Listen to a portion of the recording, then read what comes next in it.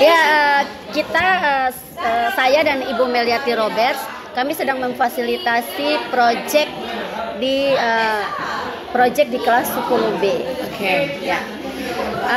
Saya dan Ibu Meliati sedang memfasilitasi proyek di kelas 10B, proyek Go Kurikuler. Dan saat kegiatan proyek ini kami kedatangan orang tua murid yang anaknya sakit, jadi dia minta izin. Tapi orang tua murid ini penasaran dengan proyek kita. Yes. Ibu silakan bertanya apa saja. Silakan Ibu bertanya. Jadi kebetulan tepat dengan kegiatan Ya. kurikuler ini, saya Ya. ingin bertanya seperti apa gambaran umumnya di SMA Negeri 1 ini, khususnya di kelas 10B. Oke. Baik, saya ingin jelaskan ya Ibu. Begini, terkadang orang berpikir bahwa proyek kurikuler itu proyek yang mana anak-anak buat sebuah produk dijual. Selesai, itu cara berpikirnya. Selesai. Padahal tidak begitu ya Ibu Mel. Proses membuat produk kurikuler, karena orang cenderung berpikir bahwa proyek itu adalah kita membuat produk anak-anak menjual gitu kan. Itu pemahaman yang keliru Ibu. Ya. Mungkin ada benarnya dari segi praktek ekonominya, tetapi bahwa sebenarnya proyek kurikuler itu adalah proses belajar. Oke. Belajar untuk ilmu pengetahuan. Nah, kebetulan kelas A, B, C dan D itu dapat pengetahuan yang harus dibelajarkan itu dalam proyek itu adalah biologi, matematika, fisika, dan kimia. Nah, seperti apa proyek itu dampaknya pada anak-anak?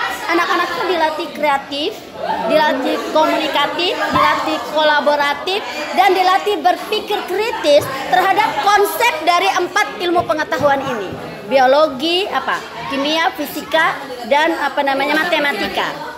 Sehingga hari pertama itu anak-anak itu memetakan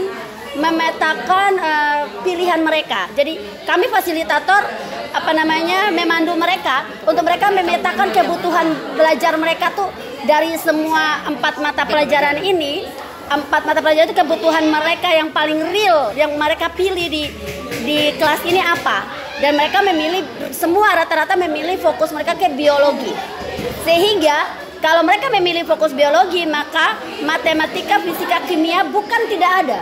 Tapi bagaimana pemikiran biologi itu dikolaborasi dengan matematika, fisika, kimia untuk menghasilkan sebuah produk. Dan akhirnya karena mereka itu memilih biologi, maka yang mereka pilih adalah mengobservasi hal-hal yang berkaitan dengan lingkungan biologi di SMA Negeri 1 Kupang. Nah, ketika mereka mengobservasi lingkungan biologi di SMA Negeri 1 Kupang, itu macam-macam. Ada yang mengobservasi tentang bagaimana sampah dan penanganannya, bagaimana tanaman-tanaman atau keragaman hayati yang ada di sekolah. Akhirnya ada 4 kelompok nih. Ada kelompok yang menemukan ternyata di SMA 1 itu begitu banyak keragaman hayati. Ada pisang yang merimbun banyak di dekat lab, ada buahnya dan ada daunnya yang merimbun. Kemudian ada yang kelompok yang menemukan ada berbagai macam bunga-bunga, kemudian ada serai, juga ada pohon pepaya dan sebagainya. Ada di sekitar SMA 1. Kemudian ada kelompok yang menemukan ada pohon sukun yang berbuah dan ada banyak di SMA 1. Kemudian kelompok ada yang menemukan ada sampah yang hasil jajanan mereka dan lebih banyak sampah yang sulit diurai, yaitu sampah plastik. Nah, dengan demikian tahap selanjutnya kita membuat mereka tuh melakukan atau membuat tantangan dan peluang. Ini jangan dianggap sebagai masalah, tapi dianggap sebagai peluang atau tantangan. Apa nih? Akhirnya misalkan nih kelompok 3, mereka menganggap bahwa itu berpeluang dengan adanya aneka macam bunga, kemudian ada serai, ada apa segala macam. Mereka berpeluang untuk membuat sebuah karya kreativitas di mana mereka mengekstrak sari-sari dari tanaman-tanaman itu, dan ada yang pewanginya itu adalah serai, dan mereka mengekstrak untuk membuat jadi lilin. Nah, dan ketika mereka mendesain produk itu, mereka butuh apa? Butuh matematika, menghitung-hitung produknya. Mereka butuh apa? Butuh kimia, soal pengurean ekstraksi saat itu. butuh matematika untuk apa? Itu kimia. Nah, butuh matematika untuk apa? Kalau kimia untuk ekstraknya, zat-zat ekstraknya, sehingga paduan-paduan warnanya dan apa manfaatnya untuk dipadu. Kemudian kalau matematika mereka butuh yang namanya teori takaran. Takaran itu penting supaya mengurai warna dan segala macam. Kimia juga mereka harus tahu tentang massa lilin, karena mereka menggunakan lilin ya. Massa lilin, massa air dan massa minyak. Karena mereka menggunakan bahan-bahan itu dan sebagainya. Dan itu mereka belajar. Dalam belajar mereka bisa saja salah dan keliru, tapi bahwa dari belajar itu mereka bisa saja ekspektasi mereka A gitu. Tapi ketika mereka buat ternyata B. Nah, Ibu Meliati dan saya sepakat bahwa itu bukan kegagalan. Karena ketika B itu dilanjutkan, dia tetap menjadi sebuah lilin aromaterapi, tapi dengan model yang tidak sesuai dengan ekspektasi mereka. Model yang unik. Berarti kata kuncinya di mana? Kata kuncinya adalah, berarti kata kuncinya apa, Bu? Kata kuncinya adalah konsep ilmu pengetahuan itu sahih. Misalkan massa air, massa minyak, massa lilin itu sahih. Tetapi kadang ekspektasi manusia itu yang memaksakan untuk sesuai dengan kehendak dia. Jadi kalau misalkan ada ekspektasi manusia itu dia paksakan kehendak dia dan itu gagal, dia menganggap gagal. Padahal ilmu pengetahuan memberi banyak kreativitas. Sehingga Ibu Lesra dan Ibu Meliati memilih bahwa itu kreativitas. Caranya gimana supaya lu anggap itu kreativitas? Lu tulis lagi prosedur yang salah itu. Sehingga lu menemukan dua cara membuat lilin beraromaterapi. Satu cara yang salah, cara yang benar dan ada yang berhasil membuatnya, dan satu cara yang salah dan itu juga keberhasilan bukan kegagalan. Begitu, itu contoh. Kemudian di sana, di kelompok sana ada buat mereka mengusung tema pangan lokal. Ibu tahu ya, Nogosari, apalagi lemet. Nah, itu kan sulit ditemukan sekarang ya. Sulit ditemukan di masyarakat modern. Nah, anak-anak saya karena melihat pasang pisang merimbun dekat lab, daunnya, buahnya merimbun, mereka pikir mereka buat pangan lokal. Dan kemudian ada juga dua produk yang mereka hasilkan, kreativitasnya itu pangan lokal satu dan hiasan dari daun pisang kering, seperti itu. Dan dalam proses belajar itu mereka akan belajar juga matematika, mereka menghitung-hitung ya, dan kemudian kimia, fisika dan segala macam nanti akan masuk pertanggungjawaban di situ. Dan itu ya, kalau Ibu lihat itu sampah tuh, sampah plastik itu mereka kelola jadi pot bunga dan vas bunga. Pot bunga itu mereka menanam bunga hidup supaya memperkaya ruangan biologi lingkungan hidup di SMA 1 Kupang. Sementara vas bunga itu mereka isi juga bunganya dari hasil merancang plastik-plastik yang warna-warni itu. Jadi wadah vasnya hasil daur ulang, bunga di dalamnya juga hasil daur ulang. Itu juga ada proses fisika, kimia, matematika, hitung-hitung. Di sana itu sesuai tema. Semansaku menginspirasi karyaku. Semansaku menginspirasi karyaku. Jadi maksudnya semansa nih, apa yang ada di semansa menginspirasi ini siswa-siswi ini, sehingga setiap karya yang mereka hasilkan itu menjadi inspirasi untuk semansa, memberikan untuk mereka ya.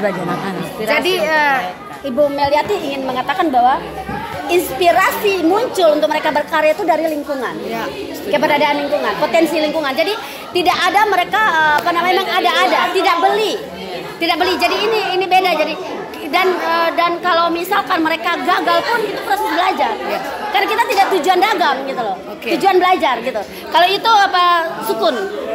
Sukun mereka bikin keripik dan mereka lagi berpikir juga untuk bikin keripik sukun, berpikir juga bikin sukun direbus dengan sambalnya, dan kemudian berpikir juga untuk bikin kue sukun. Tapi apapun mereka ingin menyampaikan pesan bahwa potensi yang ada di SMA 1 itu bisa dihasilkan produk-produk yang bermanfaat untuk pangan lokal, untuk ilmu pengetahuan dengan ekstrak ini, terus untuk mengatasi sampah dan sebagainya. Itu sedikit penjelasan dari saya dan Ibu Meliati. Coba Ibu apa komentarnya? Terima kasih untuk penjelasannya dari Ibu Mesra dengan Ibu Meliati selaku wali kelas. Yang saya tangkap di sini adalah sesuatu yang luar biasa dari anak-anak dan ibu guru yang ada. Saya sangat diberkati dengan penjelasan project ini, project co-kurikuler. Di mana yang satu saya mau tangkap bahwa anak-anak di sini adalah belajar, tetapi proses pembelajarannya lewat lingkungan yang ada di SMA 1. dan lingkungan yang proses pembelajaran ini meliputi beberapa mata pelajaran itu dirangkum dengan proyek ini. Dan pemanfaatannya adalah yang sangat luar biasa adalah lingkungan di sekitar sekolah SMA Negeri 1 Kupang ini. Dan yang terpenting juga bahwa di sini saya mendengar bahwa dalam belajar ilmu pengetahuan tidak ada yang gagal, tetapi kegagalan itu adalah menumbuhkan kreativitas baru bagi anak-anak kita. Dan sungguh luar biasa kita punya fasilitator, ibu guru yang kebetulan ada di sini yang juga untuk memfasilitasi anak-anak bagaimana menumbuhkan kreativitas anak-anak itu. Jadi di sini saling mendukung kolaborasi yang sangat baik bagi dari ibu guru ataupun bapak ibu guru yang lain dan siswa di SMA Negeri 1. Dan ini menjadi satu contoh bagi kita yang lain teristimewa dunia pendidikan untuk meningkatkan atau memperhatikan program kokurikuler di sekolah, karena ini sangat baik dan sangat memotivasi anak-anak untuk merangsang kreativitas, berpikir kritis, kreatif, kolaborasi, komunikasi. Iya, Ibu. Jadi saya mau tambahkan bahwa saya sangat setuju ini karena anak-anak kita selama ini kan dididik dengan hanya guru yang lebih dominan. Di sini mereka diberi kesempatan untuk mereka bereksperimen, dan melalui ini juga bukan hanya pemanfaatan lingkungan di SMA 1, tapi saya yakin jikalau ini diteruskan, mereka dimanapun mereka berada, mereka bisa memanfaatkan situasi lingkungan mereka untuk hal-hal yang baik. Betul, sangat. Dan saya mendukung ini, kita sama-sama mendukung sehingga anak-anak kita ke depannya berhasil dimanapun mereka berada. Jadi satu kata kunci adalah kegagalan bagian dari belajar. Ingat itu, kegagalan bagian dari belajar. Apapun yang kita lakukan, kita harus paham bahwa kegagalan adalah bagian dari belajar. Dan yang kita butuhkan adalah apa? Kreativitas, kolaboratif dan komunikasi. Nah, Ibu Mesra ini guru bahasa Indonesia. Pertanyaannya, di mana posisi guru bahasa Indonesia? Saya mau katakan bahwa bahasa Indonesia adalah penghela ilmu pengetahuan. Semua ilmu pengetahuan dapat dihela oleh bahasa Indonesia, termasuk mengkomunikasikan, mengkolaborasi, dan mengkreativitas menggunakan juga bahasa Indonesia. Betul tidak? Betul. Komunikasi. Kalau kaitannya dengan Ibu, kalau Ibu Mel tuh guru ekonomi. Nah, mari kita katakan apa hubungannya dengan matematika, fisika, biologi. Silakan Bu. Baik, kalau terkait ekonomi, saya sering mengajarkan kepada mereka bahwa ekonomi itu sangat dekat dengan kita punya kehidupan setiap hari. Jadi kenapa? Karena saat kita bangun tidur itu kita sudah punya berbagai macam kebutuhan. Dan bukan hanya satu. Terus dari bangun tidur sampai ke sekolah. Jadi itu maksudnya bahwa ekonomi sangat dekat dengan kebutuhan setiap saat. Bukan setiap hari, tapi setiap saat. Apapun yang kita lakukan, di dalamnya pasti ada ekonomi. Contoh di mata pelajaran ini ada fisika, kimia, biologi, matematika. Di situ semua ekonominya masuk. Karena apa? Di situ ada yang pangan lokal, ada yang non pangan. Terus mereka harus mengeluarkan biaya, walaupun di sini kaitannya ada matematika, tapi di situ juga ada ekonominya.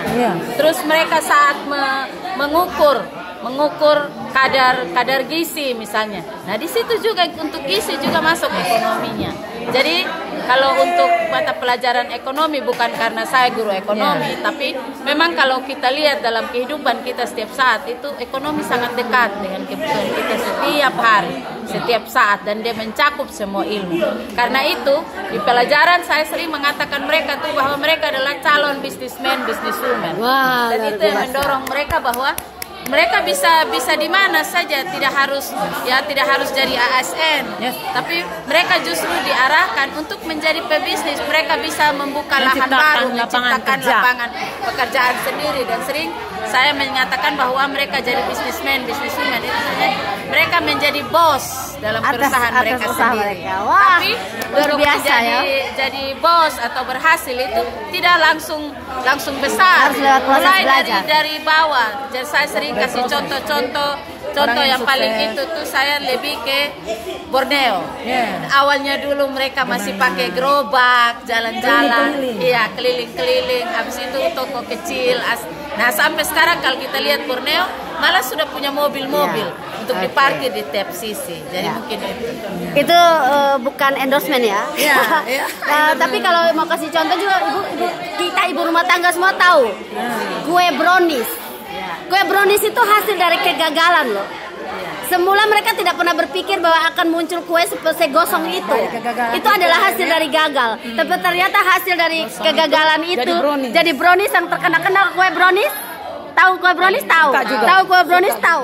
Tahu kue brownies? Tahu. Bayangkan. Bayangkan itu hasil kegagalan. Jadi kalau hari ini Anda gagal, tuliskan kembali kegagalan itu dan lakukan kembali kegagalan itu. Pasti itu akan menjadi sesuatu keberhasilan. Wah, luar biasa ya. Ya, Ibu, mari kita semua katakan, ini kan dalam rangka Sumpah Pemuda, generasi muda ya. Coba katakan begini, apa namanya, kelas 10, kan kita fasilitator kelas 10, untuk SMA 1 saja. SMA Negeri, generasi SMA Negeri 1 Kupang, jadi generasi emas, jangan generasi cemas. Boleh? Oke ya, kita ulang ya. Nanti saya bilang begini, saya yang ngomong SMA Negeri 1 Kupang, generasi SMA Negeri 1 Kupang, nanti ngomong ya. Jadilah generasi emas, bukan generasi cemas. Oke, ya. SMA Negeri 1 Kupang akan mengalami ulang tahun yang ke-75. Jadi 75 tahun SMA Negeri 1 Kupang. Karena orang tua sudah ada di sini dan saya guru Ibu Mesra Pelandoo dan juga Ibu Meliati ada di sini. Ada juga mahasiswa di sini, mahasiswa Undana. Saya ingin kita memberi semangat anak-anak kita untuk satu hal ini. Generasi muda SMA Negeri 1 Kupang, jadilah generasi emas dan bukan generasi cemas. Saya ulangi ya. Generasi muda SMA Negeri 1 Kupang, jadilah generasi emas, bukan generasi cemas. Yuk Ibu, kita lihat-lihat mereka. Yuk. Yang ini duluan. Ya, boleh. Ya, ini hasil dari proses yang tadi saya ceritakan itu. Lilin aromaterapi. Ya, coba Ibu pegang. Ini orang tua muridnya pegang. Kasih. Pas ya? Nice. Kelihatan ya Ibu? Warnanya juga sangat estetik. Kebetulan guru seni budaya. Oh, guru seni di mana Bu? SMP 1 Kupang Barat. Oke, kita lihat. Ini hasil potnya mana? Hasil karya. Belum diwarna. Masih dalam proses. Coba potnya dipegang. Mana vasnya? Ini vasnya. Potnya ya orang tua mau lihat. Oh, jadi nanti begini. Ya. Nanti diisi vas itu. Ini belum proses selesai, masih dalam proses, belum finishing ya. Terus mana ini potnya? Pot yang mau tanam bunga. Ayo, Mosya. Ini belum finishing. Nanti dia wadahnya seperti ini. Ya. Diisi bunga beneran ini. Horizontal. Nanti diisi bunga benaran. Coba dikeluarkan bunganya. Medianya lalu ya.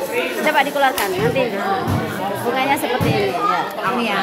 Ya. Bunganya seperti ini. Bunga rambat. Oke, ya, bunga rambat. Cantik. Oke, kita lihat ke sini. Lagi bikin ini pangan lokal. Ini orang tua lihat langsung. Beberapa ya, anak-anak tolong jelaskan ke orang tua. Ayo. Dihitung kira-kira matangnya tuh dari proses pengukusannya berapa menit supaya lebih ya, bagus. untuk matematikanya. Orang-orang lebih tahu proses memasak kue Nagasari ini pengukusannya berapa lama.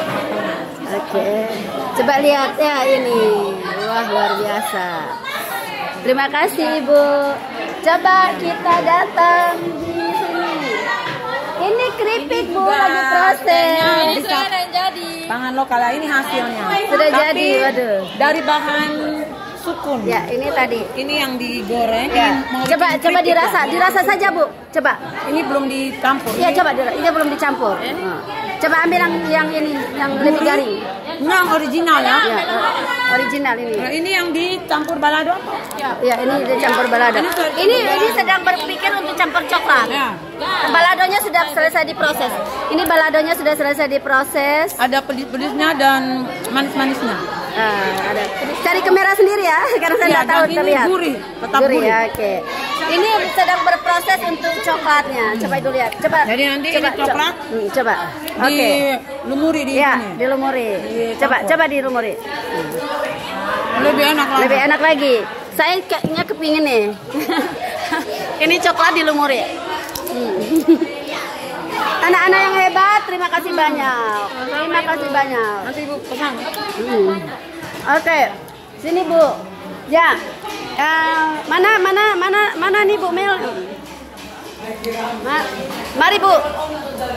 Ya, tanpa terasa kita pun melakukan yang namanya kreativitas, kolaboratif dan komunikatif. Ya, kreativitasnya di mana? Orang tuanya datang menengok anak, kita mewawancarai. Ya, jadi video kreativitas. Kolaboratifnya apa? Kami meminta orang tua menimbrung di produk ini dan ada memberi saran. Ya, jadi orang tua mencicipi dan memberi saran. Jadi kolaboratif dan komunikatifnya dapat. Semoga kita terus begini ya. Ya, sukses ke depannya untuk sukses SMA Negeri 1 Kupang selamat ulang tahun yang ke-75. Ya, jangan apa? Jangan jadi generasi cemas, tapi jadilah generasi emas.